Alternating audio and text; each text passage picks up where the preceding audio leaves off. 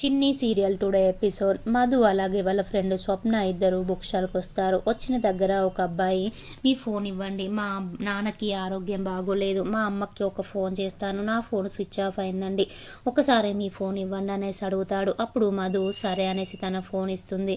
ఇచ్చిన తర్వాత ఆ అబ్బాయి మధు ఫోన్లో నుంచి మధు నెంబర్ని ఆ అబ్బాయి ఫోన్కి సెండ్ చేసుకుంటాడు. తర్వాత ఆ అబ్బాయి మధుకి ఫోన్ ఇస్తాడు, థ్యాంక్స్ అండి అనేసి.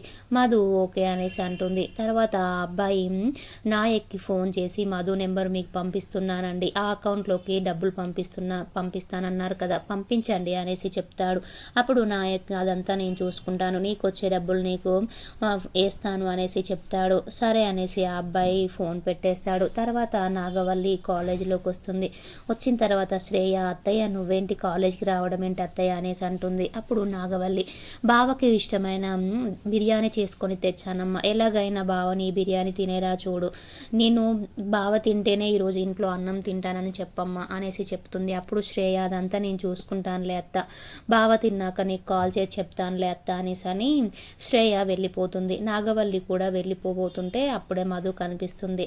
నాగవల్లి ఆగుతుంది. అప్పుడు మధు నాగవల్లి దగ్గరికి వచ్చి, సారీ ఆంటీ, నేను ఆ రోజు మీడియా వాళ్ళు వస్తారనుకోలేదు, నాదే పొరపాటు అయింది ఆంటీ అనేసి అంటుంది. అప్పుడు నాగవల్లి, నువ్వు ఎప్పుడైనా మమ్మల్ని ఇబ్బంది పెట్టడానికే ఉన్నావు కదా అనేసి అంటుంది. అప్పుడు నాగవల్లి, నువ్వు మాకు దయ్యంలా పట్టుకున్నావు అనేసి అంటుంది. మధు, సారీ ఆంటీ, నేను మధును సారీ ఆంటీ అనేసి చెప్తున్నా కూడా నాగవల్లి వినదు. అప్పుడు మధు, నేను ఆ రోజు ఎలాగైనా దీపావళి రోజు మీ ఇంట్లోనే మ్యాడీ సెలబ్రేట్ చేసుకోవాలి దీపావళి అనేసి మిమ్మల్ని మ్యాడీని ఇద్దరిని ఒకటిగా చేయాలి, కలపాలనుకున్నాను ఆంటీ, కానీ ఆ రోజు మీడియా వాళ్ళు అనుకోకుండా వచ్చారు. మ్యాడీ మాత్రం వరుణ్ లోహి పెళ్ళి ఒప్పుకుంటేనే నేను ఇంట్లోకి వస్తానని మొండిగా ఉన్నాడంటే, నేను మాత్రం ఏం చేయనంటే, నేను కూడా మొండిగా మాట్లాడాను తర్వాత, కానీ మ్యాడీ మాత్రం అసలు వినడం లేదా ఆంటీ అనేసి చెప్తుంది. నాగవల్లి, నువ్వెన్ని చెప్పినా నేను నమ్మను అనేసి అంటుంది. నాగవల్లికి చాలా కోపం వస్తుంది.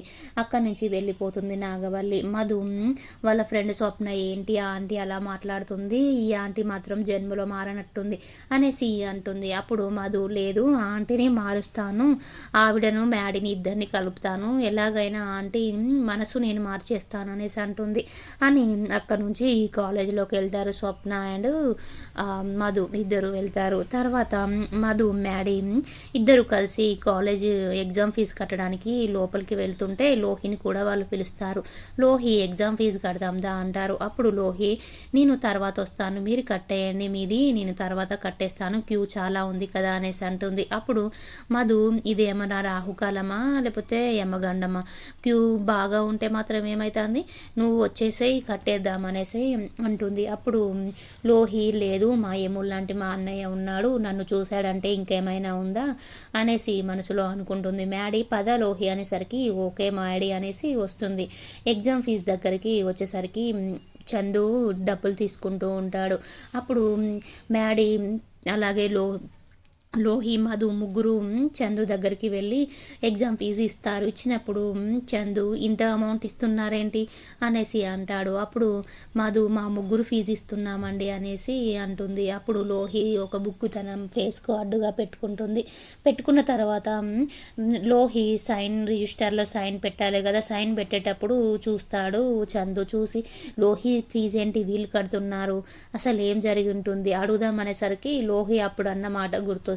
అన్నయ్య, ఈ కాలేజీలో నువ్వే నా అన్నయ్యమని ఎవరికి తెలియకూడదు అనేసి అన్నమాట గుర్తుకొచ్చి చందు ఆగిపోతాడు. ఆగిపోయిన తర్వాత లోహి సైన్ పెట్టి, మధు మ్యాడీ వెనక ఫీజు వాళ్ళే కట్టేవాళ్ళు చాలామంది ఉన్నారు, మనం వెళ్ళిపోదండా అనేసి అక్కడ నుంచి వెళ్ళిపోతారు ముగ్గురు. అప్పుడు చందు, అసలు లోహి వెనక ఏమో జరుగుతుంది, లోహి నాకేదో జాస్తుంది చెప్పకుండా, అదేదో కనుక్కుంటాను నేను అనేసి తన మనసులో అనుకుంటాడు.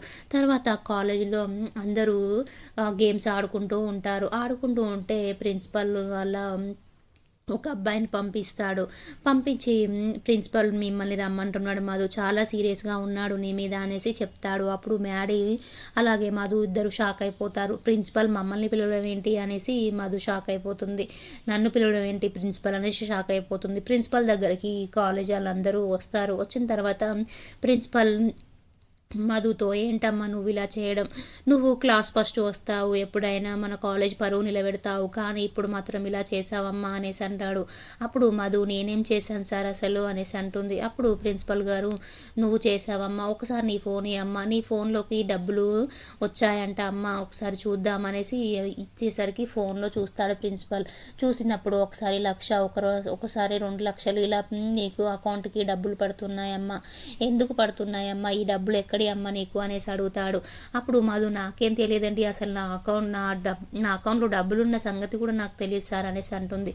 అప్పుడు ప్రిన్సిపల్, నీకెందుకు తెలియదమ్మా, నీకు తెలియంది నీ ఫోన్లోకి డబ్బులు ఎలా వస్తాయి, ఎందుకు అలా అబద్ధాలు ఆడుతున్నావమ్మా, నువ్వు కొంతమంది స్టూడెంట్స్ దగ్గర వాళ్ళకి మంచి మార్క్స్ తెప్పిస్తానని డబ్బులు తీసుకుంటున్నావంట, అలాగే వాళ్ళ పేరెంట్స్ కూడా కంప్లైంట్ ఇస్తున్నారు, నువ్వు వాళ్ళ పిల్లలు నీకు డబ్బులు ఇచ్చారని అమ్మ, ఈ కానుంచి వెళ్ళి జాగ్రత్తగా ఉండాలమ్మా, నువ్వు ఇలా చేయడం నాకు అసలు నచ్చలేదమ్మా, ఈసారి మాత్రం మీకు ఎగ్జామ్స్లో నీకు హాల్ టికెట్ ఇవ్వనమ్మా అనేసి అంటాడు. అప్పుడు మ్యాడీ, ఇదంతా మధు చేసి ఉండదు సార్, అసలు ఏదో ఎక్కడో మిస్టేక్ అయినట్టుంది, అదేందో నేను కనుక్కుంటాననేసి అంటాడు.